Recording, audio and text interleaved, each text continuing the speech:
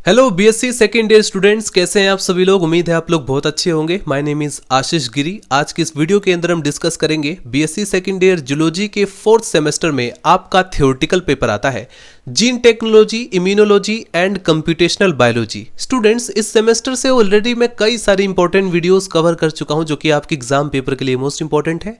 तो अगर आप उन वीडियोस को देखना चाहते हैं तो चैनल के अंदर जाकर देख सकते हैं, या फिर इसी वीडियो के डिस्क्रिप्शन बॉक्स में मैं आपको लिंक भी प्रोवाइड कर दूंगा। जैसे ही आप उस लिंक पर क्लिक करेंगे आप डायरेक्ट उस प्लेलिस्ट तक पहुंच जाएंगे। स्टूडेंट्स, इस सेमेस्टर से जेनेटिक इंजीनियरिंग के लगभग सभी वीडियोस मैं कवर कर चुका हूं। सेल सिग्नलिंग का जो चैप्टर आता है वो भी मैं कवर कर चुका हूं।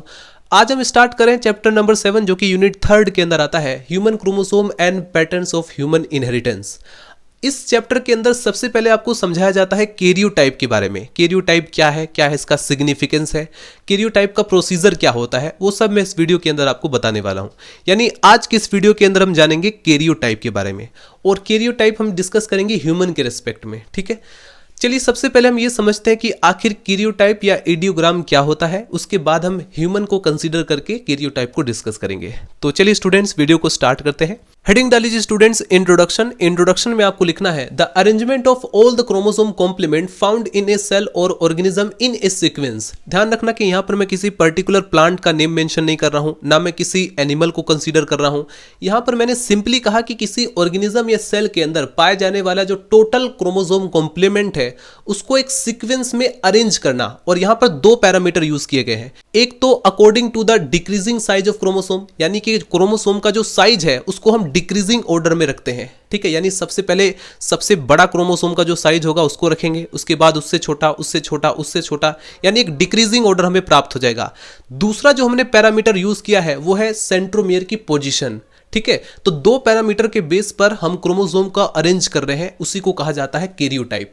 अभी मैं बताऊंगा कि कैरियोटाइप से क्या फायदा है। इस तरीके से अगर आप लोग अरेंज करते हो तो उससे क्या फायदा है, और ये काम हम कब कर पाते हैं, मेटाफेज के अंदर। ध्यान रखना कि सेल डिवीजन की जो मेटाफेज होती है वही एक ऐसा फेज है जहां पर क्रोमोसोम बिल्कुल क्लियर विजिबल होते हैं। राइट, आगे लिखेंगे students, the image obtain bye arranging the chromosome in this manner, उसे कहा जाता है इडियोग्राम। ठीक है, लेट मी रिपीट अगेन, एक बार फिर से मैं डिफाइन करता हूं। किसी कोशिका या जीव में पाए जाने वाले समस्त क्रोमोसोम कॉम्प्लीमेंट को क्रोमोसोम के घटते हुए आकार यानी क्रोमोसोम साइज के डिक्रीजिंग ऑर्डर में, और साथ में दूसरा पैरामीटर हमने यूज किया है सेंट्रोमियर की पोजीशन।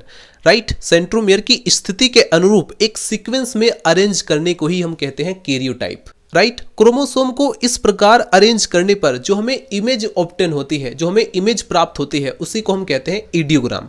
तो आई होप अभी आपको समझ में आ गया होगा कि कैरियोटाइप क्या है और इडियोग्राम क्या है।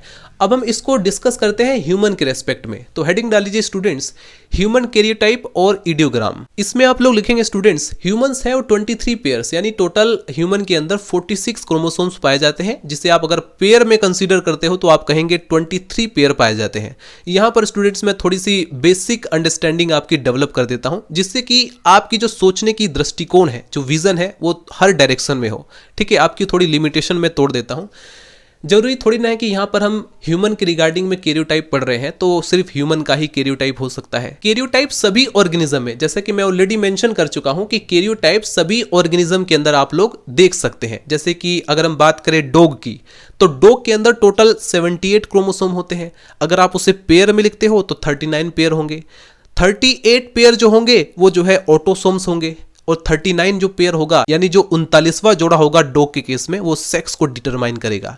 ठीक है, यानी क्रोमोसोम को हम दो पार्ट में डिवाइड कर देते हैं। जब हम कैरियोटाइप को स्टडी कर रहे हैं तो यहां पर हम दो पार्ट में डिवाइड कर देते हैं, एक तो ऑटोसोम्स, दूसरे होते हैं एलिलोसोम्स। ऑटोसोम्स जो क्रोमोसोम होंगे वो सोमेटिक सेल्स में पाए जाएंगे, और जो एलिलोसोम्स होंगे जो कि सेक्स को डिटरमाइन करते हैं कि भाई लड़की हो गया, लड़का होगा, यानी मेल होगा या फीमेल होगा किसी ऑर्गेनिज्म के केस में, तो वो एलिलोसोम्स ही डिसाइड करते हैं, डिटरमाइन करते हैं। जैसे हम ह्यूमन के केस में देखें तो एलिलोसोम जो होगा वो XX होता है लड़की के केस में यानी फीमेल के केस में, और लड़के के केस में XY होता है। ठीक है, यानी 23वां जोड़ा जो होता है वो सेक्स को डिटरमाइन करता है ह्यूमन के केस में।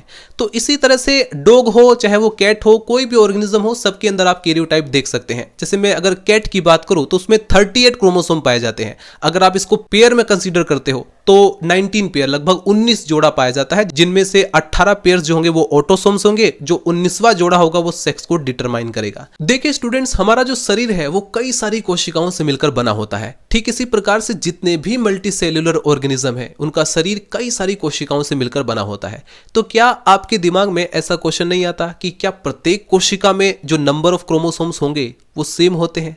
जैसे कि अगर मैं ह्यूमन की बात करूं तो क्या हमारे किसी भी बॉडी के सेल्स में जो नंबर ऑफ क्रोमोसोम होंगे वो 46 होंगे, यानी 23 जोड़ा होगा, या कम भी हो सकते हैं? तो मैं आपकी इंफॉर्मेशन के लिए यहां पर बता देता हूं कि देखिए, क्लासिफिकेशन एक सब्जेक्टिव पार्ट है। आप किसी भी पैरामीटर पर आप जो है किसी चीज को क्लासिफाई कर सकते हैं। जैसे मैं अगर इस पैरामीटर को कंसीडर करता हूं तो मैं कह सकता हूं कि हमारे शरीर के अंदर जितनी भी कोशिकाएं हैं उसको मैं 2 भागों में डिवाइड कर सकता हूं।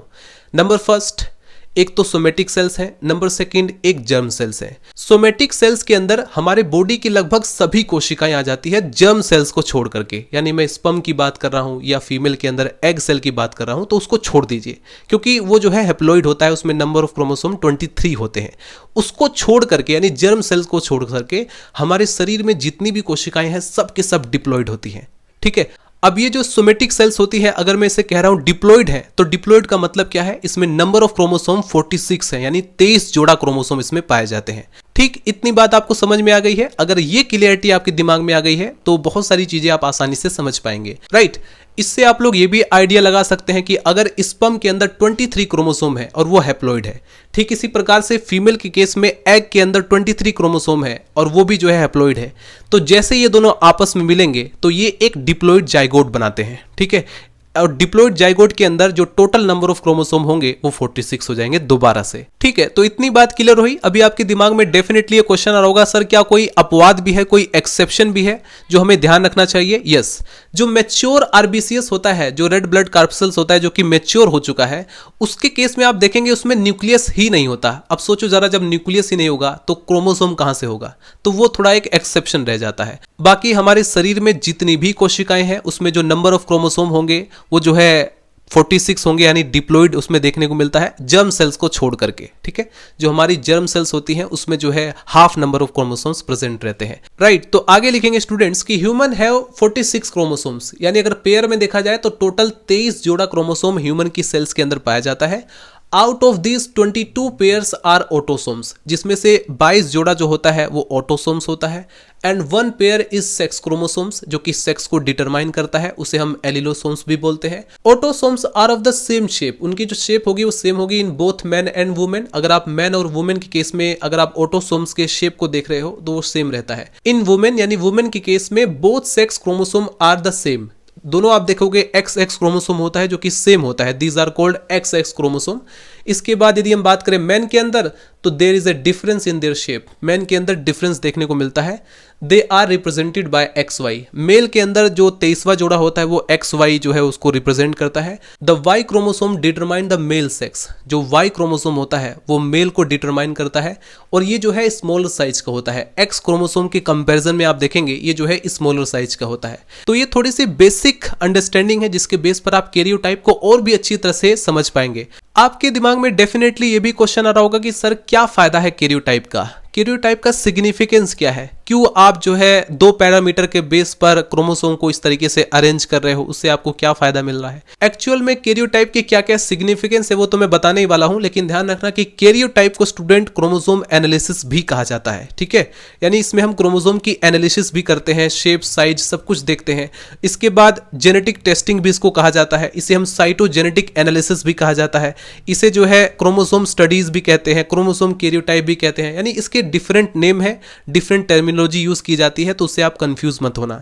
ठीक है, इसमें अगर कोई जेनेटिक डिजीज है, कोई बर्थ डिफेक्ट्स है या ब्लड कैंसर्स है, ये सब डिटेक्ट हो जाता है। कई प्रकार की जो क्रोमोसोमल एबनॉर्मलिटीज होती हैं या इसके अलावा स्ट्रक्चरल चेंजेस होते हैं, जेनेटिक डिजीज है, क्लाइनफेल्टर सिंड्रोम आपने सुना होगा, डाउन सिंड्रोम सुना होगा, टर्नर सिंड्रोम सुना होगा, तो इस तरह की बीमारियों का पता लगाया जा सकता है कैरियोटाइप करके। ठीक है, क्योंकि हम क्रोमोसोम की अच्छे से एनालिसिस करते हैं जिससे कि हमें पता चल जाता है अगर कहीं पर ट्राइसोमी कंडीशन है, ठीक है, कहीं पर हम देखते हैं डिलीशन हो चुका है, कहीं पर हम देखते हैं म्यूटेशन हो चुका है, कहीं पर देखते हैं हम डुप्लीकेशन हो चुका है, तो ये सारी चीजें पता लगाया जा सकता है। ठीक है, इससे क्या होगा, अगर आप किसी बीमारी का पता पहले ही लगा लेते हो तो आप उसको क्योर भी कर सकते हो।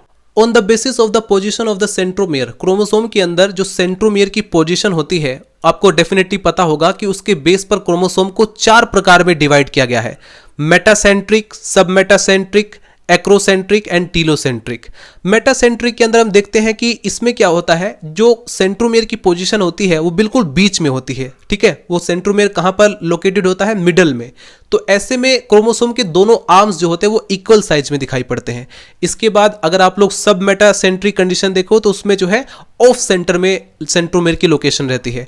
इसके बाद यदि आप एक्रोसेंट्रिक कंडीशन में देखते हो तो उसमें जो सेंट्रोमियर की लोकेशन होती है वो नियर द एंड रहती है, ठीक है, बिल्कुल कोने पे टिप के पास प्रेजेंट होगी। देन उसके बाद अगर आप देखते हो टीलोसेंट्रिक, तो वहां पर जो सेंट्रोमियर की पोजीशन होती है वो एंड में होती है। तो इस तरीके से सेंट्रोमियर की पोजीशन के बेस पर हमें 4 प्रकार के क्रोमोसोम्स देखने को मिलते हैं। तो वही चीज यहां पर मेंशन की गई है, on the basis of the position of the centromere and the relative length of both sides of arm chromosome, chromosome के जो दोनों आर्म्स होते हैं उनके साइज को भी यहां पर कंसीडर किया गया है।